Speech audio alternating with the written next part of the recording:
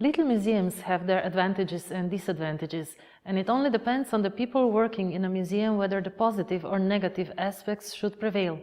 In the National Liberation Museum Maribor, we will not surrender, no matter what problems we are faced with. Although our financial resources are not sufficient to be able to afford the state-of-the-art technology that is being introduced in other museums with great enthusiasm, and we are forced to decline many other options, we believe to be an extremely successful museum that outshines many institutions larger by size. And how is that? Because it is in our awareness to be originating from among people and intended for the people. We believe that there are museums that have lost people by using different state-of-the-art technologies, and we are tired of people complaining about children only being interested in technology, so why not offer them something else? A personal approach, maybe. There are several examples and working methods in our operations to be listed, but I shall only mention one. Not more than a year ago, our city, the European Capital of Culture 2012, was looking like that. Just like all other museums, it is our task to collect, preserve, document, study and present cultural heritage. But this time, our curators have crossed the secure boundary by becoming field curators. We have attended every single event in the series of 7 Maribor uprisings to collect the field materials that were then turned into the basis for a new collection and a series of exhibitions intended as a warning that yesterday is already history and that the cultural heritage of the future is being collected today.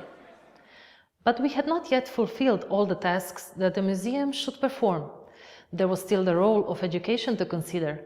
We therefore organized an event following the example of the Takeover Day, but in the city that had been faced with violent political demonstrations, it acquired much greater importance.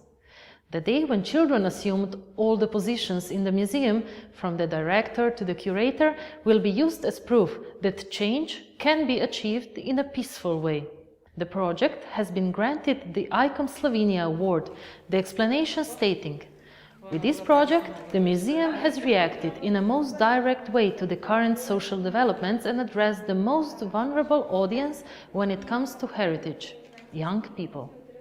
In times of demonstrations and acquisition of power, the museum managed to link these events to the creativity of children, introducing them into the world of museum activities and treatment of cultural heritage. In the beginning of 2014, our new project, A Door into the Past, will take us into a new environment outside the museum walls.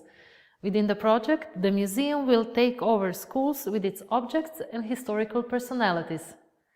What is going to happen and what is our plan? Discover it yourself.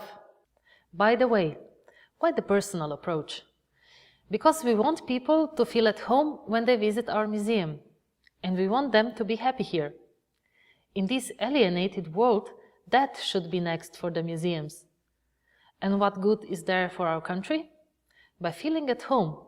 In last 5 years only, people have donated more than 7,000 objects of cultural heritage to our museum, and thus to our country, like this piano here.